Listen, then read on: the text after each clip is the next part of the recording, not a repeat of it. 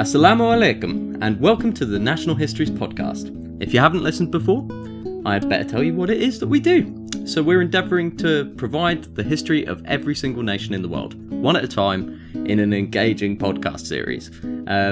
We're doing this as we think just a little bit more understanding of each other in this increasingly globalised world is always going to be a good thing. Isn't that right, Alex?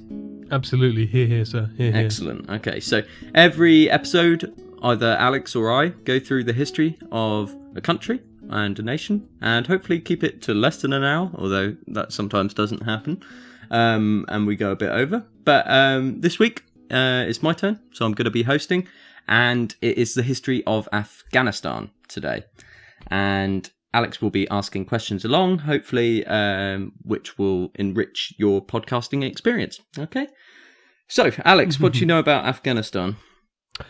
A bit, actually. Mostly sort of 19th and post-19th century stuff. But I know that the Mongols had a presence there. Mm-hmm. And obviously, sort of considering where it is on the map, quite close. One of those countries that, it's kind of a proxy for lots of imperial ambitions, I would imagine. And we've obviously come across that in Turkey and Yemen so far in this series. I know that also during the 19th century, there was this almost Cold War-like thing going on between the Russian and British Empire. Yep. Where, Afghanistan was quite an important theatre of politics there. There's like a buffer between those two powers. So I'm sure you'll delve into that. Yeah, and then my sort of knowledge is a bit hazy from the early 20th century up until the, sort of late 70s and 80s and the Civil War, the introduction of the Russians, the Red Army and the US and so forth and so on. And then obviously the US invasion or US-led invasion in the early 2000s. So that stuff I think I can engage with you a bit more. But before that, it's a lot of, a lot of stuff. It's quite messy, and together. That's why it's not very well known, I think. So looking forward to getting a bit more substance about that. Okay, excellent. Good news. Well, you're going to get a lot more of that. That kind of, that's a good way of describing it. I never thought there was a Cold War between Russia and the UK, but I guess it was kind of like a proxy wasn't it? What was it called? It was called the Great Game, wasn't it? Yes, that's kind of what it was termed as. It was called, yeah. Which is kind of a sort of euphemism you might use to describe the USSR Cold War, if you know what I mean. Yeah, well, it's just a load of aristocrats playing chess with real people's lives. Nice. Yeah, essentially. That's kind of what it was, wasn't it? All right. Well, anyway, we'll get into that. I'm going to move on to the interesting fact. Are you ready? Please do. Okay, so obviously Afghanistan is quite a tragic case so far, so I've tried to... So this episode isn't all doom and gloom. I'm going to try and give a nice fact. So the Afghans, or some Afghans, are trying to get their national sport recognised and played in the Olympics. It is called Buzkashi, and it's where two teams try to grab a goat carcass and then chuck it in a chalk circle. It's been played for hundreds of years and is actually quite a well-institutionalised sport in Afghanistan, where it's actually supported by telecoms companies and other sort of big corporations in Afghanistan, for Afghanistan's size, of course. It's quite interesting. It comes from like tribal leaders, right? And they basically play, each of these tribes would just like play each other in this game. Just when you say like grab a goat carcass, what does that mean exactly? Does it mean like they're on horseback? Yeah, I should have probably mentioned that. Oh, okay. So they're on horseback, and then they've got to like try on horseback to grab a goat carcass from the floor, and then they each try and like throw it into this like chalk circle. Right. So it's like a slightly more grim version of polo. Yeah, I guess so. Although I have no idea what the rules of polo are. No, I don't. I just know it's on horseback and they've got a ball. That's where the parallel came in my mind, at least. Yeah. So obviously I'm always up for supporting national sports and their recognition on the international stage. It's very important because we do primarily play Western sports in the Olympics. Sure. But my disposition on not throwing dead animal carcasses around the place makes me wish the goat carcasses could be replaced by something similarly shaped and weighted, like a bag of turnips or Alex's skincare products. you know? Yeah. So, well, I have enough of them that could probably replicate the size and weight of a goat carcass. So in a sack. That's what I was thinking, you know? But yeah, no, I have to say I share your disposition in the sense that I think, yes, should be represented, but as a non-meat eating person, I don't particularly like the idea of carcass being flung around the place. But hey, to each their own. We're not here to judge. Exactly. Right, so Afghanistan's geography. So Afghanistan is a landlocked country in Central Asia. It's bordered by Pakistan to the east and to the south, Iran to the west, Turkmenistan, Uzbekistan and Tajikistan to the north, and China to the northeast. It's mostly mountainous and rugged, with some unusual mountain ridges accompanied by some plateaus and river basins, all of which, like around the water is basically where most of the civilization is, as with everywhere. But it's quite a dry region. Yeah, and also because it's landlocked, that means no mangroves, right? Yes, I know. Sad times. Sad times. Also, you can't have it all. Yeah, because it's mountainous, so a lot of the water obviously comes down from those mountains. Sure. Actually, geopolitically, that water is increasingly an issue in terms of because it flows into other countries. Sure. But obviously, I'm actually not going to touch on that too much, but actually at all. But that's an issue but, there as well. Just so you're aware. Yeah. Let's jump into the history, shall we? Let's do so. Excellent. Okay, so in the modern-day territory of Afghanistan, people have been there for maybe as many as 100,000 years long. We know Neanderthals were there as well. I listened to an interesting podcast, actually. Yes, I've heard of that. It was Dan Snow's History Hit, as always. Obviously. And there was Neanderthal, basically they were talking about our evolution of Neanderthals since, quite recent. And basically, historically, it was thought they were only in Europe, but actually, they're probably quite Eurasian and all over the place. But they just lasted longer in Europe. So there we go. Anyway, 30,000-year-old Neanderthal skull has been found in a cave in Afghanistan. Society started to be based upon domesticated animals in about 9,000 BCE to 6,000 BCE, around that sort of era. It was probably one of the first places in the world to see agriculture develop. And there are a lot of Bronze Age sites connected to the Indus Valley civilization, and they've been found all the way around Afghanistan along the river systems.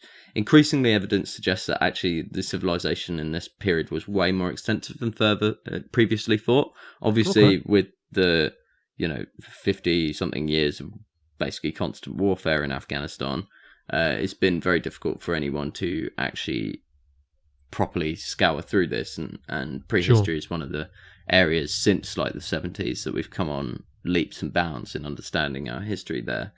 And unfortunately, we haven't been able to do this. But it's well known that there are actually lots of very promising sites in Afghanistan, and actually the Indus Valley civilization was quite active, especially in the southern sort of eastern region of Afghanistan. Sure. And it's got many interesting sites that have yet to be discovered properly. So they also know that during the Bronze Age, there were trading relationships with Mesopotamian and Egyptian civilizations to the west, by some artifacts being found around the area.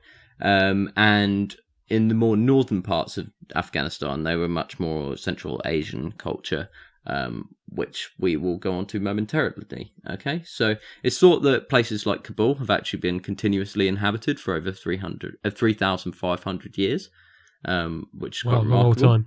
Time. And around 2000 BCE, semi-nomadic people from Central Asia began migrating south. And this is where they sort of dominated the region, moved through Iran and all the way through to Europe in some cases as well. The point is that much of Afghan history is basically a mystery and needs a lot more work to be done, but I've just tried to paint a very basic outline of what will hopefully be something that we will have a lot more information on in future. So the first sort of empire to be there in the Indus Valley civilization we don't really know why they collapsed, but they all collapsed basically, and it fell apart, and nobody really knows why. And it's during this the time, like the aftermath of this, or maybe just at the end of this, Zoroastrianism was likely founded in modern day Afghanistan. Yes. Now, though some estimate it was founded during that time, but some estimate that it was maybe as late as like 800 BCE. We really don't know, but it is one of the world's oldest religions by far. Now, for those of you who don't know, this was probably the first widespread religion to have many common features found in many Eastern and Western religions today.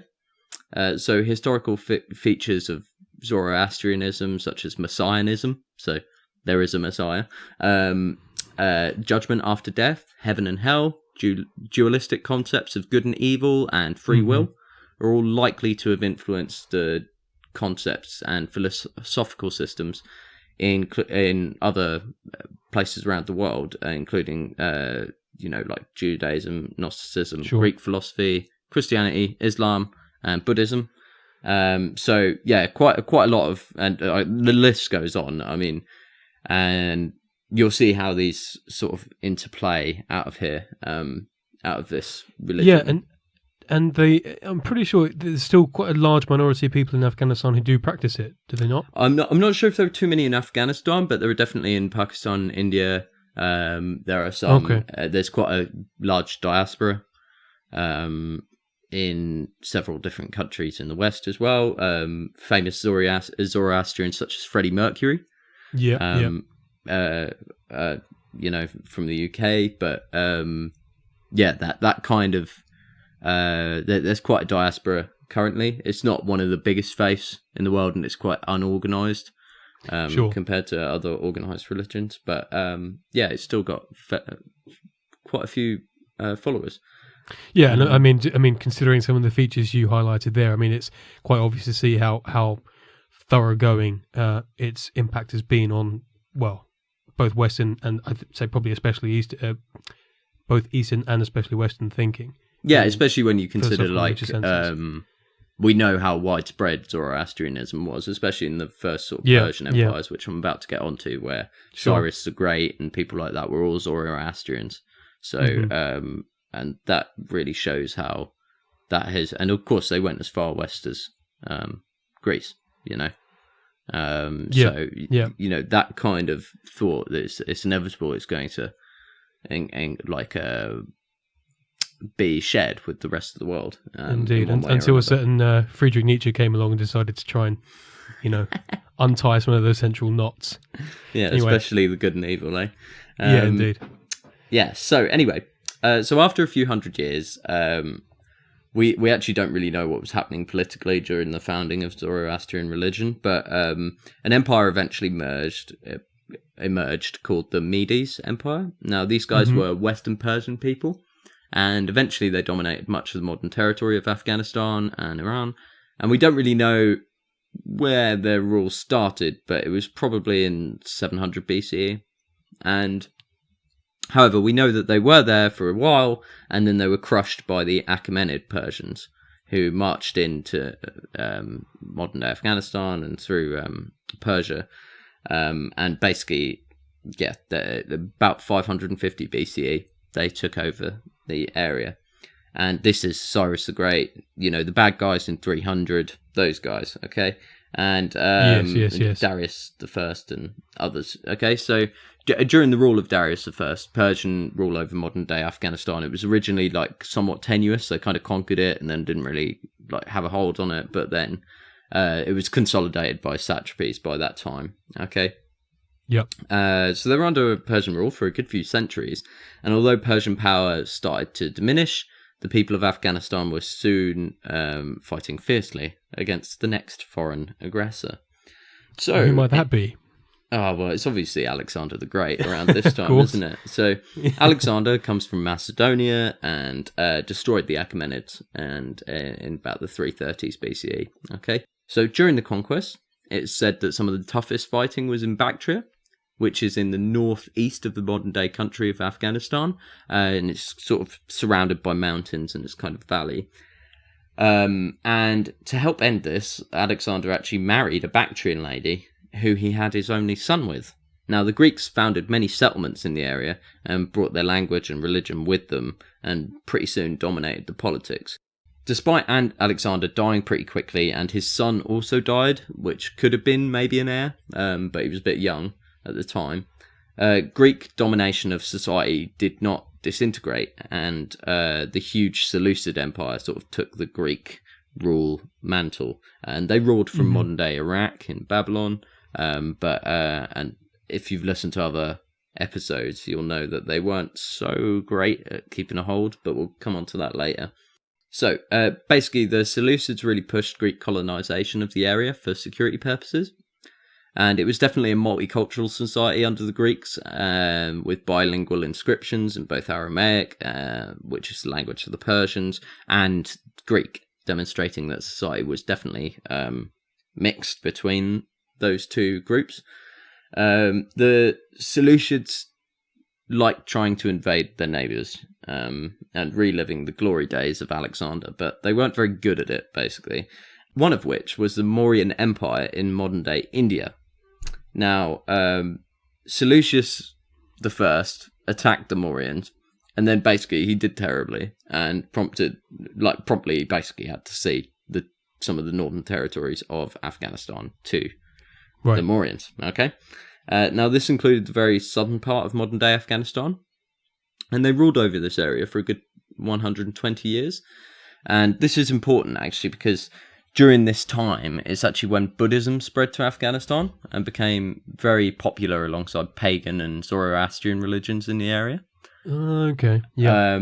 And so it was a place where it could actually spread into the region. And so, if you've listened to an episode on any other country in the region ruled by the Seleucids, you'll know that they were quite bad at ruling over their vast territory, as I mentioned, and so about 250 BCE, a Greco-Bactrian governor declared independence and ruled from Kabul. And so this is kind of like known as the Greco-Bactrian Empire or Kingdom. And the Parthians in Persia also broke away and provided a nice little buffer between them and between the Seleucids and the Greco-Bactrians. And they also controlled part of the territory that comprises modern-day Afghanistan. Now, the Greco-Bactrians expanded their territory more into India, more into what is modern-day Afghanistan's territory, and more into Central Asia. And it was quite short-lived in grand historical terms, a couple of hundred years, but still quite short-lived. But it was probably nomadic groups to their north that kept invading that eventually led to the kingdom's downfall, although they were pretty much warring a lot. Like, that's just what they did, which definitely sapped some of their ability to defend themselves. Anyway, during this time, religion was very mixed, with both Greek-influenced Buddhism and Zoroastrianism being the main influences. It's actually really interesting. You can see some there's pretty good historiography on the way that Buddha looks in statues, and a lot of it was probably influenced by the Greek-influenced Buddhists. That's interesting. I had never really considered the notion of a Greek-influenced Buddhism. Yeah. I don't know how. Yeah, it'd be interesting to see how that changed iconography and stuff like that. Yeah, definitely. It's quite interesting. There's quite a good one on how the Greeks originally and the Romans originally portrayed Jesus as well. It's like basically looking like Apollo, and then lots of people were like, no, he can't look like that because he died for our sins. He needs to look like he's suffered. So they gave him a big scraggly beard, downtrodden and long hair. If I remember correctly, Apollo was always portrayed as being quite brawdy and strong-chinned and handsome and golden, wasn't he? Yeah, with like youthful features and well-fed. So to a lesser extent, Greek paganism and Hinduism were also being practiced in the area at this time. So basically, as I said, the nomadic groups, they were problematic, but they didn't completely destroy the Greco-Bactrian kingdom, just severely weakened it. However, a loose confederation was then formed of Central Asian nomadic tribes, which we've heard of this happening before if you listen to Mongolia. And these were known to the Chinese as Huizi, and that basically travelled into Bactria and took control. So the main political centre of the Greco-Bactrians has been taken over. These guys actually did quite a lot to assimilate into the multicultural nature of Afghanistan, and even used Greek as their language, their official language, for like 100 years after their conquest, which is quite interesting. Now, they would actually be remembered by Western history, at least, as the Kushans, and they had their basic control in Afghanistan fully established by the 1st century BCE. Okay, and they expanded their empire into India and to the frontiers of China. So, like, interestingly, they introduced Buddhism to Tibet at this time, which is quite interesting, and into Central Asia as well. They were superbly rich from all the trade on the Silk Roads, and they liked nothing more than to splash that cash on arts and religion. And their influence was just phenomenal on like lots of different religions, and especially Buddhism, which they probably favoured by the look of its legacy. Now, despite their wealth, the Kushans would not last as long, as there was new Persian power on the rise called the Sassanids. Now, the Kushans also didn't help themselves with lots of infighting, and so the Persians played them off one another, and eventually dominated the region with vassal kingdoms known as the Kushan Shahs. Now, this was not very secure, and lots of conflict between various groups emerged during quite a fragmented part of Afghan history. Now, this arrangement basically remained up until the semi-nomadic steppe people from Central Asia thought, all right, let's invade Afghanistan again. And so one major group was the Hephthalites, who took control of much of the territory, albeit in a state of constant warfare between them and the Sassanids and the Yoturks in the north. And it was all very tenuous and lots of conflict. And meanwhile, in modern-day eastern Afghanistan, in the Kabul Valley, the Shahi dynasties ruled over this segment, and also most of Kashmir. Now, they ruled over this area following the decline of the Kushans from the 3rd century all the way through to the 9th century, which you'll note is after the Islamic conquest of much of Asia. Now, they were firstly Buddhist, but later kind of formed into a predominantly Hindu regime, which seemed heavily influenced by Buddhism, so it was kind of like a hybrid of the two. But despite this, both spent a lot on all religions and all the regions, like Buddhism, Zoroastrianism, Hinduism, and later Islam, all flourished in the region before the actual Islamic conquest happened. Okay?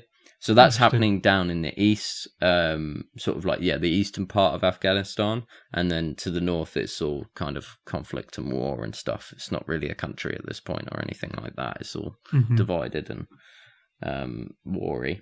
So let's quickly turn to the Sassanids. So from all their wars at the fringes of their empire, which included with the Byzantines, if I remember correctly, from the Turkey episode. Yeah, you do remember correctly. Good, yes. Yes, so they had lots of war with the Byzantines. So the Sassanids were quite weak, basically, because throughout their existence, all they did was war away, and they didn't have many funds to actually repel an invasion from a very impressive Islamic army, which swept through all the way up to Afghanistan too. But they were actually unable to hold the area. And with many cities reverting to their old ways once the armies moved on, none of the Arabian Islamic armies were able to take Kabul, and eastern Afghanistan remained influenced by the Shahi dynasties until their eventual demise in about 870 CE. Okay? Now, the Islamic invasion was a long and drawn-out affair. Regions to the south were conquered much easier, and Arabs began colonizing the area properly. And further inland, it took several centuries for Islamic rulers to actually take hold. Okay.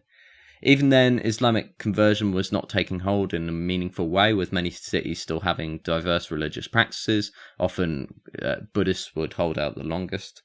Come 820 CE, political allegiances allowed for virtual independence of much of modern-day Afghanistan under the Tahirids.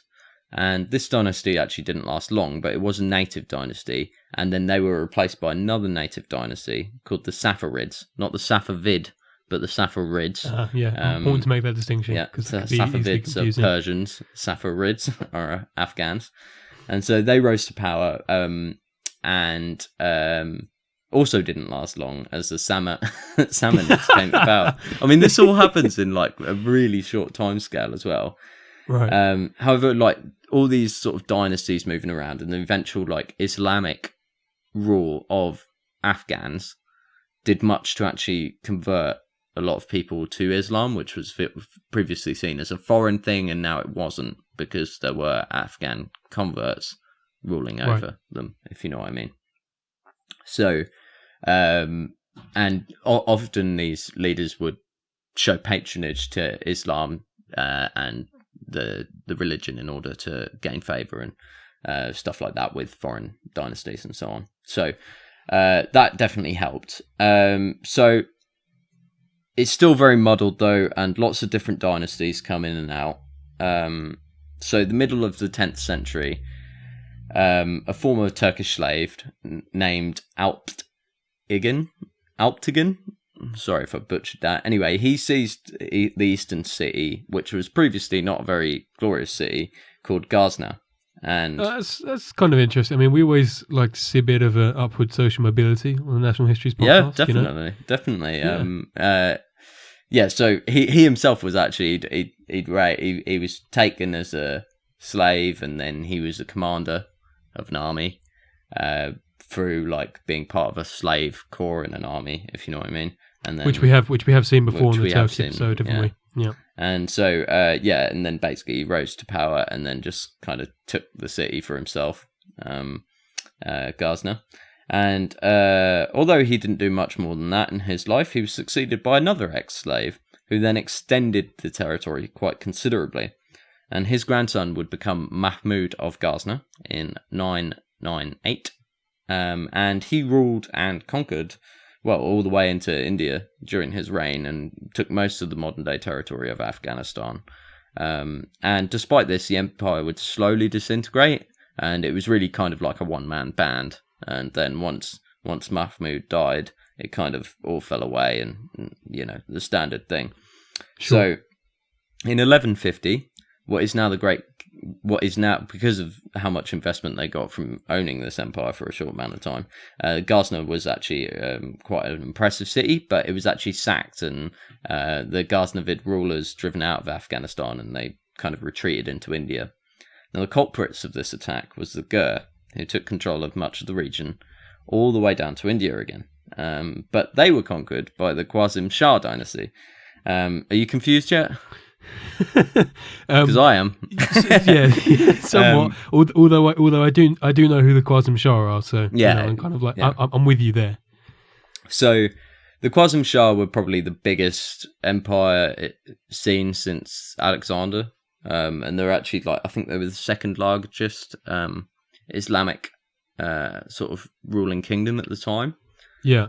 So they were quite important, and they went all the way from Chinese Turkestan, so where we've got the Uyghurs, modern day legacy of that, all the way down to Iraq and like the borders of Iraq, and they lasted until 1220. Okay, so a bit longer, but still only maybe 50 years, something like that. Yeah, I also just have a slight feeling that a certain horde from somewhere well into the east are due to start, making their way over. Around this time. Yeah, Am definitely. I right? I mean, they keep getting invaded by nomadic hordes from the north every few hundred years. I think we're due another one. Impressive one this time. Yeah. I find it quite interesting how the politics of Afghanistan and just generally in Central Asia was so fluid during this time, and so many dynasties take power and then get relinquished very quickly. Which, to be honest, doesn't make our job very easy. It? But no, definitely. Nonetheless, it's still very interesting. Yeah, I think that's probably the thing to remember. I don't really know why that happens. That'd be an interesting conversation, but it definitely seems to happen all around this region during this time. So the Mongols got interested in this empire, the Khwarizm Shah dynasty, and basically they decided to sweep through it. And so it seems that Afghanistan was one of the places that actually held up the most resistance. Thus, it was kind of the place that suffered the most for it, because if you didn't surrender, you all died. And so, although there was lots of suffering and killing and conquering, and Afghanistan and all the regions around it were kind of conquered by the Mongols, Genghis Khan actually, once he died in 1227, his empire kind of fell to pieces pretty quickly. And this did not end the Mongol presence in the area. And some Mongols were accepted as suzerains over some places, but also like independent local chiefs were able to establish their own independent principalities, which is quite interesting. So they weren't like, once Genghis Khan was gone, there was much more autonomy, and lots of the death and destruction of, for sure, kind of ended. So. However, like, politics is fragmented. There is still conflict between these groups, and Afghanistan is kind of like this until a bloke called Timur comes along and conquers a large part of the country in 1370. Now, he was actually a descendant of Genghis Khan and also a couple of rulers who ruled over Afghanistan before, so he kind of considered it his birthright. And basically, his successors were the Timurids, who ruled from 1405 to 1507. And for once, after one guy conquers a place, it didn't fall apart immediately afterwards, okay? And actually, they were pretty good for Afghanistan and all its people. And they encouraged learning and the arts, and were rather peaceful for a while, which was quite nice. They deserve it after lots of war. After how many hundreds of years of war? Yeah, exactly. So, but Afghanistan was basically about to be divided by its more powerful neighbours, okay? So first was the Turkic Uzbeks, who took Herat, which is a modern-day city in Afghanistan today, and they took that in 1507, and they named, there was a man named Babur, who then was from this kind of conquering army, and he was a descendant of both Genghis Khan and Timur as well, and he took Kabul, and then he marched all the way down to Delhi, and then basically established the Mughal Empire, which lasted well into the 19th century and included all of eastern Afghanistan, really, more or less, throughout that time. Now, the Safavid Persians also expanded into the modern-day territory of Afghanistan, and for the next 200 years, much of the modern area of Afghanistan, from the 15 to 1700s, was partitioned between these two huge powers. Now, that's not to say that attempts to overthrow these regimes were not conducted. There definitely was. And the first of these was the Hotakis, who rebelled against Persian rule in 1709. And they successfully established a short-lived state before being attacked on all sides from the Russians, the Ottomans, and the Persians, which is, the way things were starting to go in world politics there. Yes. Anyway, so following this incident, a man named Nadir Shah recruited many of the Heratis, who they basically rebelled. The Hotakis rebelled in Herat, and he basically promptly took Herat with all these people who previously were working for the Hotakis. Okay, and he elected himself leader of the Persians, not leader of anyone else, but like a large. That's quite a. That's going to annoy the Persians, and basically, he then took like large chunks of modern day Afghanistan. So he took Ghazni, Kabul, and then Delhi by 1739. However, he was actually assassinated a few years later in 1747, and his empire fell to ruin following his death, because that's what happens. I was just going to say that it kind of makes his name quite appropriate, because I believe Nadir means low point. Oh, really? Oh, yeah, of course, yeah. So it's like low point king, like. Yeah. So, yeah, pretty quick. But anyway, so he was assassinated, and his bodyguard, which basically became the leader, which I find weird considering that he failed in his one job to guard the body. They got assassinated, and what he got rewarded. What are your credentials? Well, yeah. Anyway, so he adopted the name Duri Duran, which means pearl of pearls. Nice.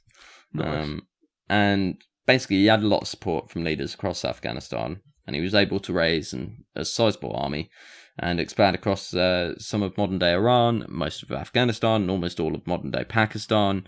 or into all the Central Asian territories as well. Sort of like, but not super far into them, but yeah, across. And it was quite a big empire. However, once again, the main man, once he died, the party was over. And his son took power, but plenty of people didn't recognise it. So there seems to be like quite a strong cult of personality going on here. Yes, it's about individual figures and their sort of claims to power. There's no sort of real room for dynasties to be formed. It doesn't seem. Yeah, I think because it is quite a diverse area as it is. There are lots of different ethnic groups. There are lots of different kind of cultures around different landscapes and various things. So no one person able to represent all of those different sort of constituencies. Yeah, and I think when you're sort of defending from rule, it's easy, but actually consolidating power over this region is quite difficult. Which is something again we have discussed in previous episodes, isn't it? Yeah, exactly. How actually acquiring it seems to be easier than consolidating it. Yes, and that's why I want to find people in history and give them the epithet the consolidator. But, absolutely. Thus far, I have not received any lessons we'll have from historians telling maybe me make that some I should spin-off episodes on consolidators. History's unsung history's unsung heroes, the consolidators. Or villains, depending on how you exactly. Yeah, heroes, villains, but whatever. Yeah. Anyway, okay. So once the son of Duri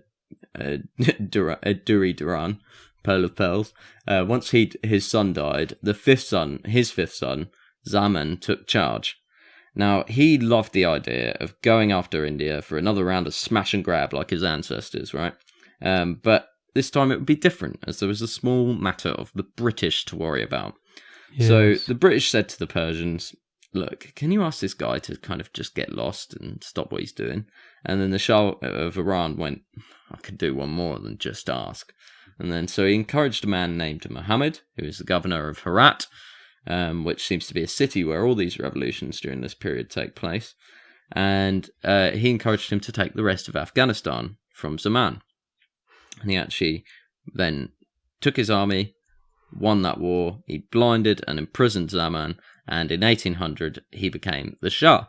Zaman was then handed over. Sorry, it doesn't say the blinding seems a bit unnecessary, but carry on. I think it just means that you can't rule again. But anyway, and then Zaman was handed over to Mahmud, and he basically the reason why he lost that war was because he was quite tolerant in terms of his governorship, and he actually handed a Sikh the governorship of Lahore. Right. And lots of people were mad about that, and so they were like, actually, we would prefer this other guy. So anyway, Mahmud went, oi, chiefs, why didn't you do all the governing and I'll just sit back? And because of this attitude, lots of outlying provinces began asserting their independence, and so the people of Afghanistan were like, no, you don't. And then they elected a new king called Shah Shoja. However, his reign was no picnic either. And Afghanistan's neighbours were getting more and more powerful around them. And that small left-handed Corsican man with little man syndrome was trying to get Russia to join him in an invasion of British India, because I was waiting when he was going to pop up again. He really didn't like to see the British doing good colonialism, because he wanted to do good colonialism. Yeah. You know? So, I say good. We're using good in a very particular sense here. In his eyes, it's obviously all terrible. So the British wanted Shah Shoja to make sure that he wouldn't allow foreign troops to travel through. And so they marched on up to him and go, oh, hello, old chap, would you mind signing this treaty that you won't allow foreign troops to travel through your territories? And he was like, okay then. And then however, just after this occurred, Mahmud was back, basically. And he was back with an army, and he retook control. And so now he was primarily supported by an army from the Barakzay region. And a man called Fa Khan, or Fath Khan. And this gained his family like great privileges, as it was pretty much them who did this. And the Mahmud's son got jealous of his favours and privileges, and basically kind of blinded him, Fath Khan, this guy who put them in power, which is a terrible idea. And then Shah Muhammad was like, well, he's already blind, I might as well finish off the job and cut him to pieces. So that's what he did. And then the brother of Fath Khan, obviously, was not happy about this. His name was Dost Muhammad, and he basically engaged in a bloody civil conflict with Mahmud in light of these actions, and he took Kabul, Ghazni, and Jalalabad. And Herat remained in Mahmud's control, but that's only one small part of modern-day Afghanistan. Now, during this time, Peshawar was occupied by the Sikhs, and the Sindh and Balochistan. But all these areas are in modern-day Pakistan, okay? And they kind of assumed independence, and that's kind of how it would remain now. So those areas in Pakistan are now, like, they won't be intertwined with Afghanistan's kind of history anymore. Well, they will, but, not in terms of the modern borders.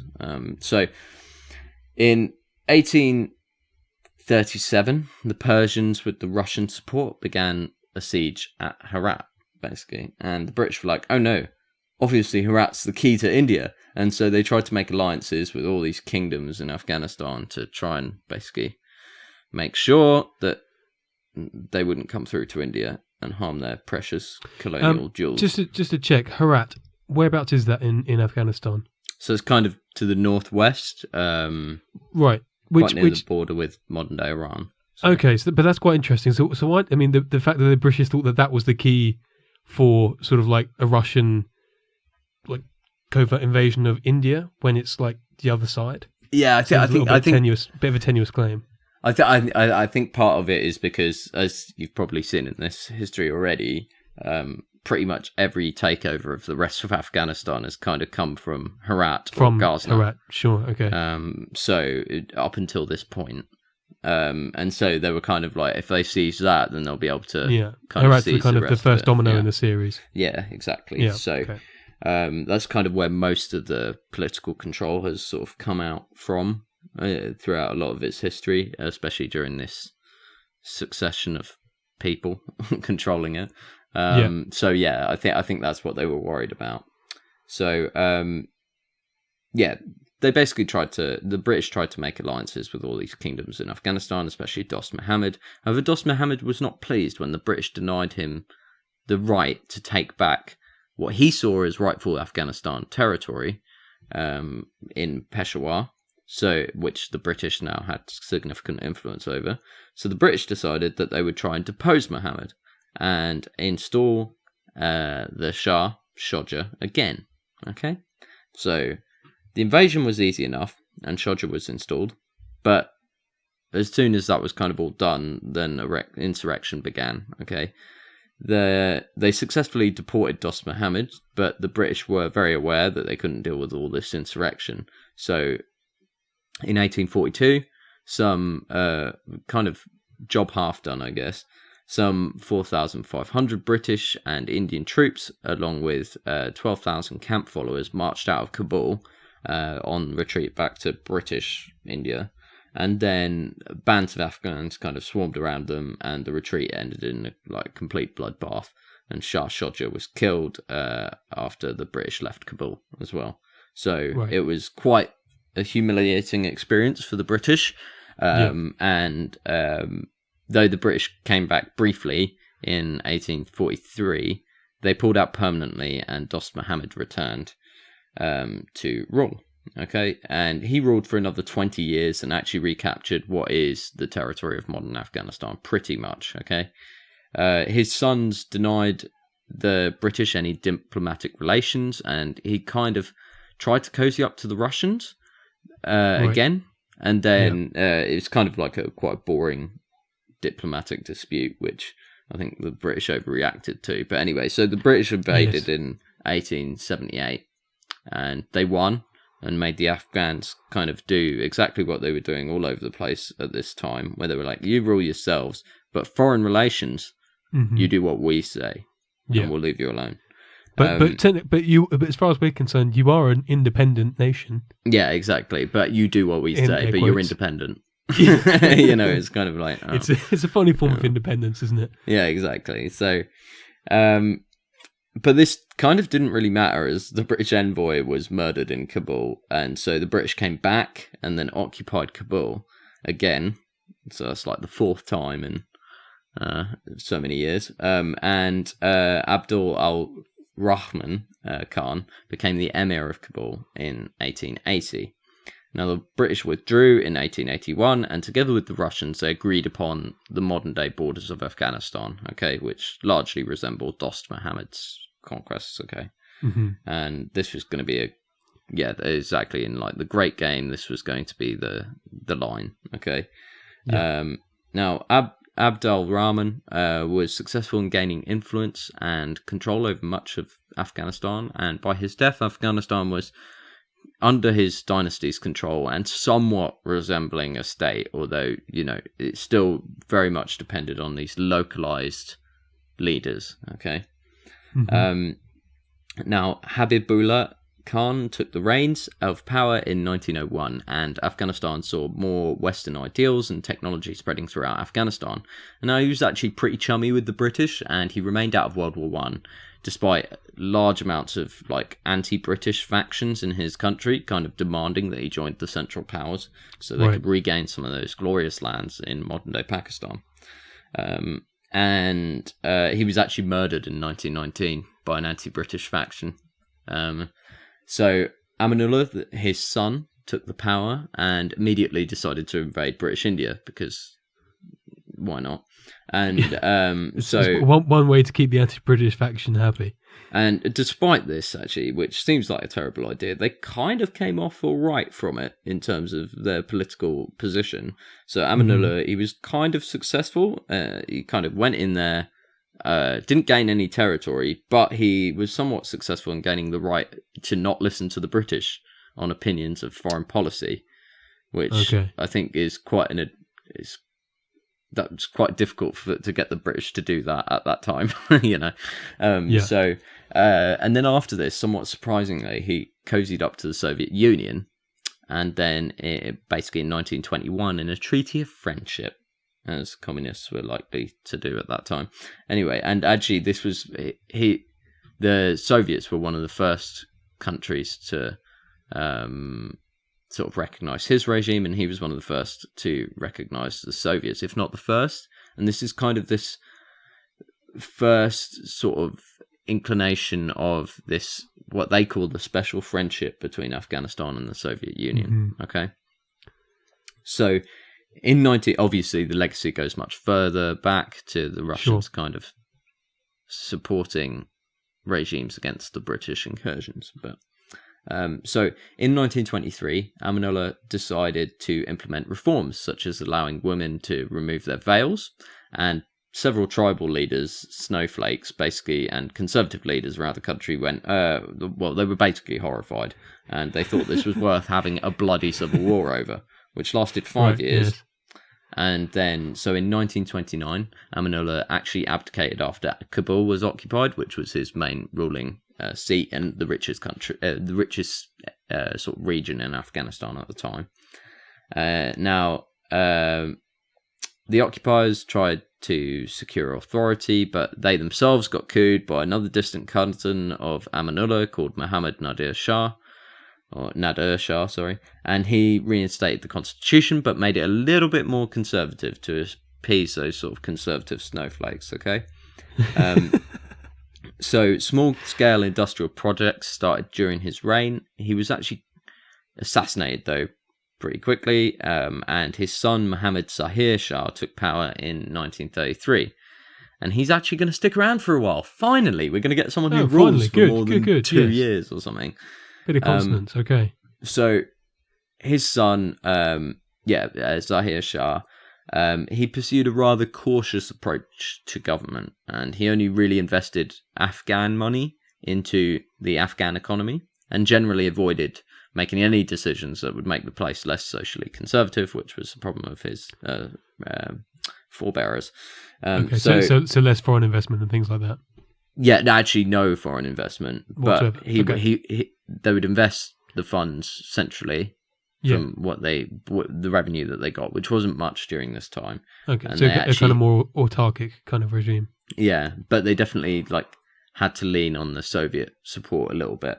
Okay. Yes. Now, come World War II, this saw Afghanistan remain neutral, and it saw a bit of an economic slowdown, but they didn't really get too affected by it. Now, post-World War II, he put in a little parliament, and although Zahir still held a lot of power in terms of he would appoint a prime minister still, this was like, a bit of like liberal reform, I guess. However, by 1952, Lieutenant General Muhammad Daoud Khan took control and sort of out of this arrangement. I don't really know how he did this, but he used the parliament and basically became the strongest figure in the country and took a lot of the initiative. Okay, so he's kind of ruling the country, although Zahir can kind of step in if he wants, but because he's a military figure, obviously if Zahir did step in, it might just get couped anyway. So that kind of arrangement. Okay. Yeah. Now he turned to the Soviet Union for economic and military assistance pretty heavily, which was kind of surprising at the time. People didn't think that would happen, but maybe they were just ignorant in the West. But he also abolished purdah, which is the act of banning women from public view. And he also made the veil a voluntary thing. And this made a bit of a return to the earlier social progressivism. And this kind of made a lot of people in the country mad. Although he did manage... Those conservative snowflakes you were referring to before. Yeah, exactly. However, he did manage to actually keep them at bay. But the real issue over the Pashtun region, Pashtanistan, another nation without borders maybe, but basically India and Pakistan became independent from the British, and then this kind of made a lot of people in Afghanistan go, oh, we can retake those regions that we definitely have the right to occupy. And then the Pakistan government was like, no, you don't. And this caused a lot of tensions, and Pakistan closed the border, and Daud Khan was unable to really do anything about this, and so he resigned. And bearing in mind a large part of people in both of these areas wouldn't really have subscribed to either being Pakistani or Afghan at the time, and they'd probably identify with more regional identities. Okay, so a new constitution was made in 1964 after Daud Khan resigned, but the 1965 elections showed just how diverse opinions were in the country, from far left to Islamic fundamentalism. And basically Zahir increasingly struggled to appoint prime ministers that didn't annoy everyone, and so it was basically time for someone to have a little coup. And that someone was Daud Khan, who basically decided he was back and he was not going to take any rubbish from anyone. Okay, and it was a virtually bloodless coup, and basically this time his platform was much more socialist when he first came in, but then he tried to distance himself from this and tried to establish relations with other Muslim countries, which at the time Afghanistan didn't really have, because they cozied up quite a lot to the Soviet Union. But after his 1977 changes to the constitution, everyone in the country got rather mad, and a coup was orchestrated by the leader of the People's Party, which was successful in 1978, and basically established a democratic Republic of Afghanistan. Now, I say democratic in air quotes there. Now, the new regime got real reformy with the land, and they gave equal rights to women, but they were also just generally very Marxist. And like Marxist-Leninist, and they also like brutally repressed dissenters, and many rural leaders hated this, and uprisings quickly began, and these sort of groups rebelling were heavily supported by people in Pakistan, and Pakistan were supported by the US in sort of supplying these people. They would eventually become the Mujahideen. Sure. The leader of the democratic government was assassinated, democratic government in air quotes again, and by an internal coup, and so like within that democratic party there was more undemocratic activity going on by assassinating people and taking charge, and the central government's authority kind of fell apart after this. And in response to this, the Soviets were like, well, we don't want to lose this, so they invaded in 1979. And A so, fateful decision indeed. yes, so the war lasted until 1992. When I say the war, it was this war that lasted till 1992. And estimates vary on deaths, but it could be as many as 2 million.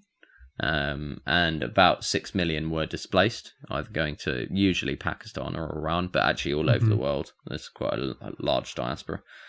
The Soviets withdrew in 1988 because basically one of the big problems for them was that they got a supply of like missiles and stuff, which could take out aircraft, which really made it difficult for the Soviets. Yeah, to well, continue. as in the Mujahideen did, or the Afghanis did. The Mujahideen who were operating in the opposition Afghanistan. to the Soviets. Yeah. And it was that basically, and also the Soviets' own financial position. They just I mean, I think it's prosecute often this war. described as the USSR's Vietnam, isn't it? Yes. In lots of ways, because so much money was wasted. It was Although from it a was strategic point of view, it was a pretty shocking defeat for them. Yeah, I think a lot of people debate on how consequential this was, but definitely, I mean, in terms of both national finances and the fact that they'd been there for so long, and the war was getting a lot worse. Yeah, during that time, especially once they got these Stinger it's another missiles. one of those where I'm pretty sure the Soviet authorities expected it to be like a 6-month ordeal when the Red Army first moved in, and it just obviously wasn't one of those. Yeah, exactly. So, I think well, because they pretty easily established control over the country and backed up that government, but they were also basically like the government itself didn't help very much. Lots of infighting and stuff, which made it very difficult for the Soviets to actually help them exercise control. I think they also, I think they were really radical, weren't they? And I'm pretty sure the Soviets actually kind of asked them to stop being so radical. Well, there were radical elements to it, so there were two primary factions, lots of oscillating factions, and stuff like that. Yeah. Anyway, so the Soviets withdrew fully by the end of 1989, but the war actually continued up to 1992, where the communist regime finally collapsed. Now, why that took so long is because the Mujahideen all hated each other as well. So they were kind of like, we hate the communists, but we also hate this guy and this guy and this guy. And so it actually took way longer than lots of people thought for the communist regime to finally collapse. And this didn't resolve all the fighting, of course, and basically lots of Mujahideen forces fighting against communists found that they were not united at all themselves, and the factions committed a series of war crimes throughout Afghanistan during this time, and the country was basically just a load of small warlords, often divided on ethnic and geographic lines, fighting for control over various territories. Now, with Pakistan's backing, the Taliban, which I believe just means students, emerged. I think it started off as a student movement, didn't it? Yeah, in Pakistan. Yeah. And they emerged as a dominant player and began to take much of the country's territory. And this sort of started in 1996, and the Pakistan's government's backing as well.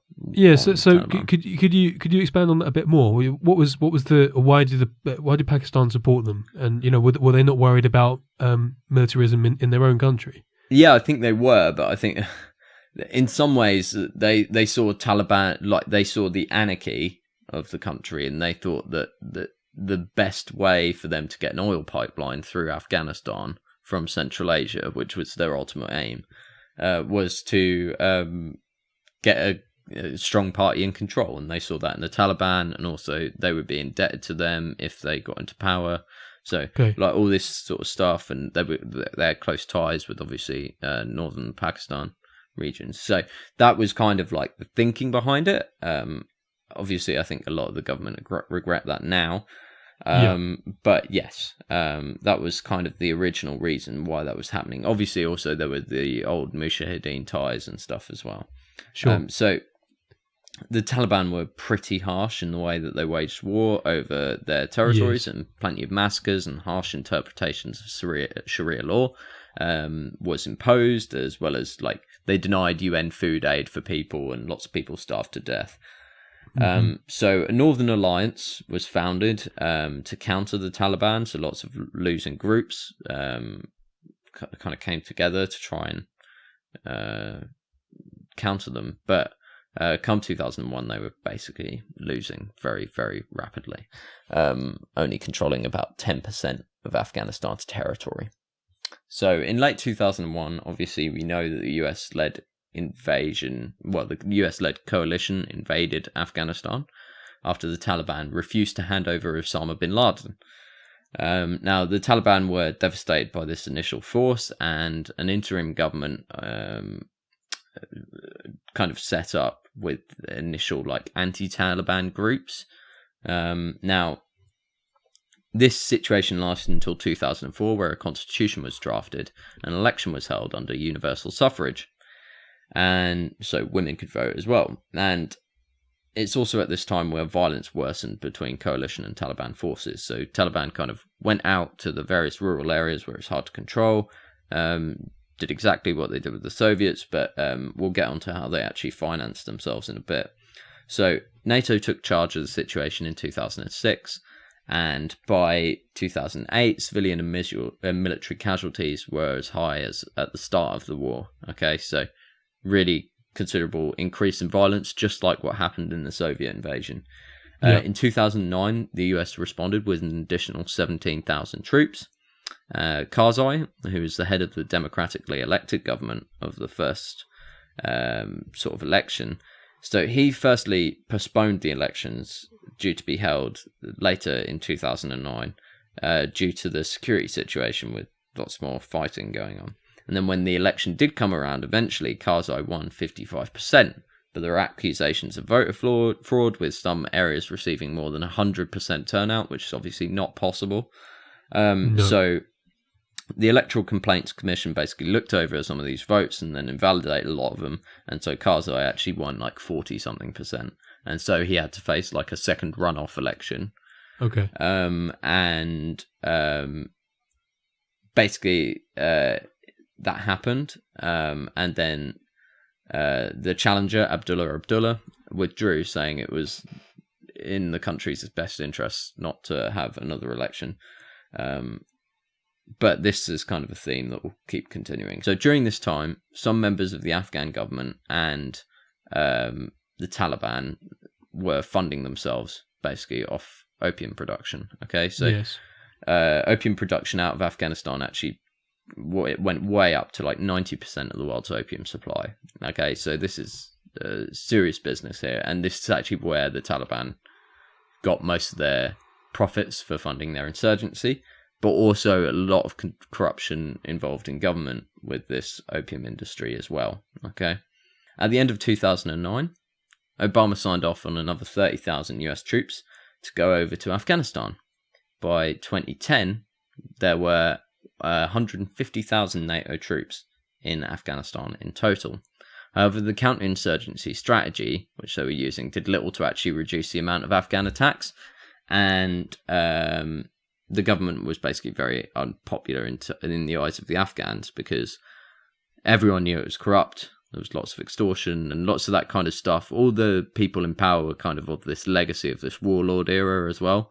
So they were kind of resented as well. Well, not all the people, but which as you said, was pretty brutal, wasn't it? We're exactly. So mass displacements and rapes and so forth, and these people had serious political power, or many of them did. Yeah, exactly. So I think just generally it was just two devils for a lot of people to choose from, right?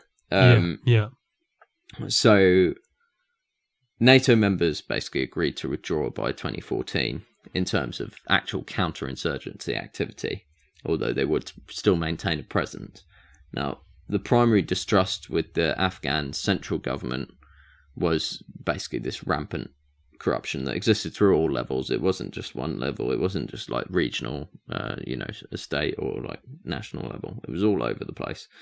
And as well as this, there was just always allegations of vote rigging all the time. And the Taliban were basically also trying to prevent people from voting in areas. Okay. So it all made the democratic process kind of not very trustworthy. Okay.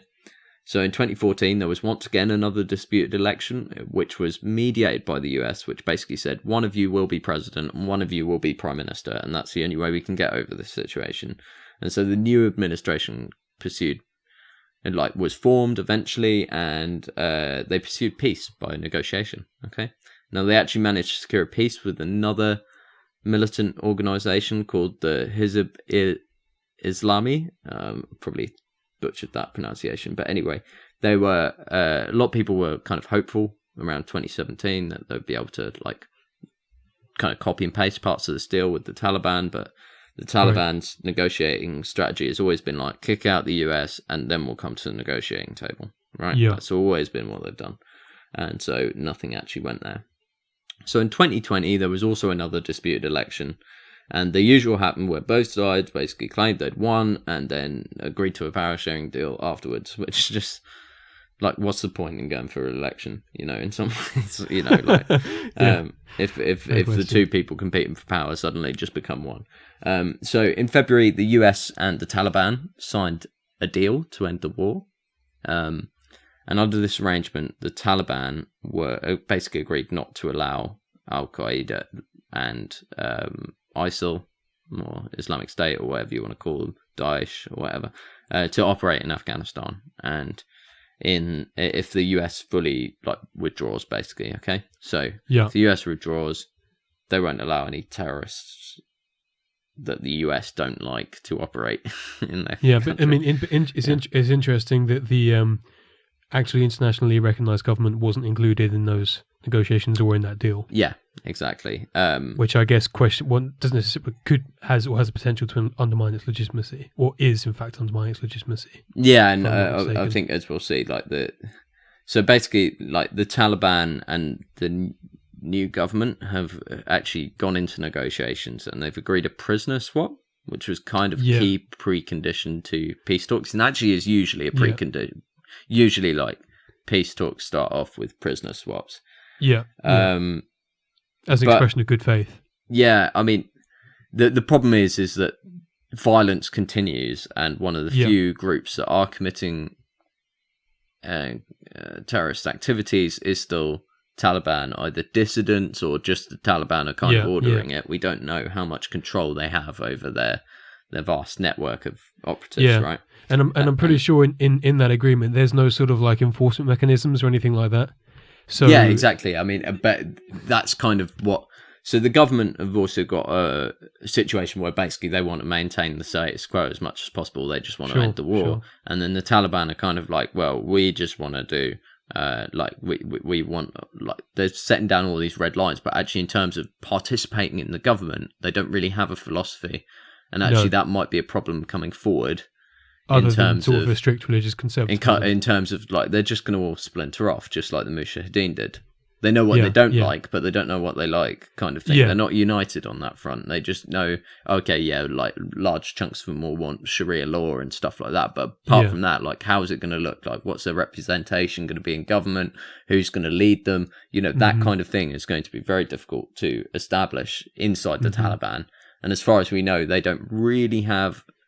Well, recently, like the recent stuff that I've read, they don't really have an idea of what they want, and neither does the government really have they have a negotiation strategy, and they have a strategy laid out, but the likelihood of that, like, they're going to have to make some concessions, which they've said they're not willing to do. So it's kind of quite a difficult situation, as is always the case.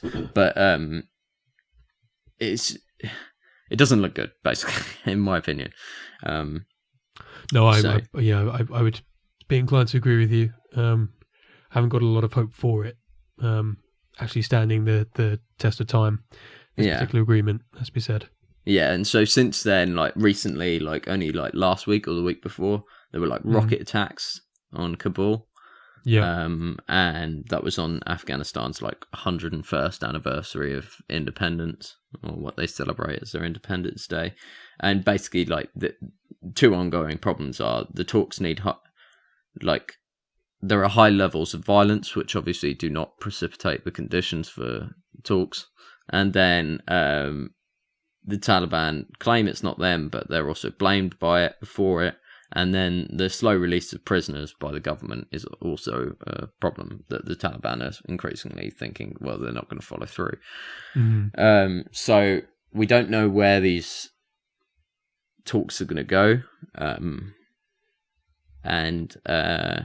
It's kind of like there have been ceasefires agreed, but then they're not really observed, even though the Taliban have agreed to them, which is historically rare for them. I think in some ways there's definitely like part of the Taliban leadership that go, well, basically, even though they're able to maintain this insurgency, they're not ever going to get what they want, and they know that they're never going to get control of Kabul again, unless if they actually, like the central government, as much as it is failing in terms of control over the whole of Afghanistan, the central areas of power, they definitely will always have control. The Taliban won't be able to counter that, especially with NATO forces still there, even though the US are pulling out. Mm-hmm. So I think some people are coming to the realization of that, but how much of the group and how well they're able to actually tell all the people in the organization, you know, this is the deal and we're happy with it, kind of thing, and how those people are likely to react is, well, we don't really know, do we? No. I think you've hit the nail on the head there, sir. Yeah. So, any other thoughts on that, Alex? On the rest of the history? No, yeah, I mean, very interesting. Another extremely complicated case, I would say. Like you say, when there are so many different civilizations and empires coming from both East and West, and sort of nomadic groups and so forth, sort of staking claims and carving out little kingdoms which kind of ebb and flow with time. It's very difficult to kind of get your finger on the pulse of it, if you know what I mean. Yeah. But it's certainly a very interesting place. I'm particularly interested in the sort of amalgamation of different religious groups and practices there. I think that's quite cool. And as I said, it might be quite cool for us to check out some images online and post them onto our social media accounts to see how perhaps certain religious iconographies have been influenced by other ones or other religio cultures. Yeah, so actually one of the Instagram posts I will do once this episode is released is a picture of there used to be one of the biggest Buddhist monuments in the world in Afghanistan, which was made during that sort of Koshar period. And Koshan period, sorry. And they basically huge sculptures in the middle of a mountainside of Buddha. Oh, wow. And it was amazing. But the Taliban blew it up in 2001. Oh, of course. Because they like everyone to believe that Afghanistan has always been Islamic, I guess. Yes.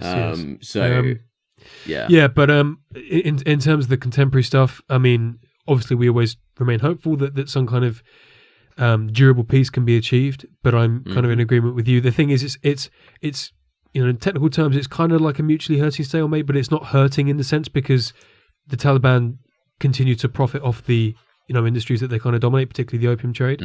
So it's not so as though the central government, and that's the problem. Well, yes, exactly. So it's like, while obviously it's an incredibly poor country and the majority of civilians suffer, the two power bases, if you like, can continue to sustain themselves, but at the same time, like you say, in a positive sense, they can't really get what either one wants, or at least particularly the Taliban. They're not going to dominate Afghanistan in the way that they want to. Yeah, I mean, you would hope that therefore there will be room for some kind of power sharing agreement, but what exactly that would look like when they are quite different in terms of approach to governance. Although, like you said before, it's quite difficult to actually extrapolate what a Taliban government or a Taliban involved government would look like. Yeah, because we know they are religiously conservative, but what the governance structure would be or what they favour, I think, has always been quite unclear. And of course, it's always been quite a disaggregated kind of group, isn't it? Yeah, and of course, like the people accepting that kind of thing as well. I mean, huge groups, especially in urban centres, absolutely despise the Taliban. This is a huge problem. It's a divided society in itself in terms of lots of people not really respecting the authority of either the government or the Taliban.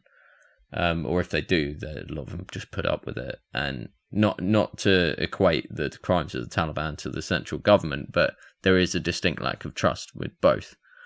And that is a problem moving forward for democracy in general and just general political representation and non-violent politics in Afghanistan. which I worry any kind of peace negotiations will not be able to address, because that would be very difficult to address in peace negotiations between two parties. For sure. So yeah, I think that is a problem. But yeah, I think we'll leave it there because we have run over. But yeah, thanks for listening. I'm sorry we couldn't end this on a more upbeat note, but that's just the way it is sometimes. The world is tragic a lot of the time, even though it's generally getting better. Would we say, Alex? Yeah. In the long scale of human history. Looking at it from a very sort of macro point of view, then yes, for sure. Yeah. But anyway, so thank you for listening. Do, as I mentioned earlier, check out all the social media channels we have. We've got Facebook, we've got Instagram, we have Twitter, which hasn't got as many followers, so why not shop on there and see if you can enjoy it. I mean, it's the same thrust content. That follow button. Obviously subscribe and like the podcast wherever you listen to it. We're on lots of different channels now. You can even talk to your Alexa and get us on there as well. So yeah, we're moving forward with that. So yeah, please like, subscribe, rate, leave nice lovely reviews if you can. That would really go far in sort of nudging us up the charts on the podcast. So thank you very much. And with that, ta didar bad. I'm just going to say goodbye. Until next time. Yeah. Instead of butchering it. Anyway, goodbye everyone.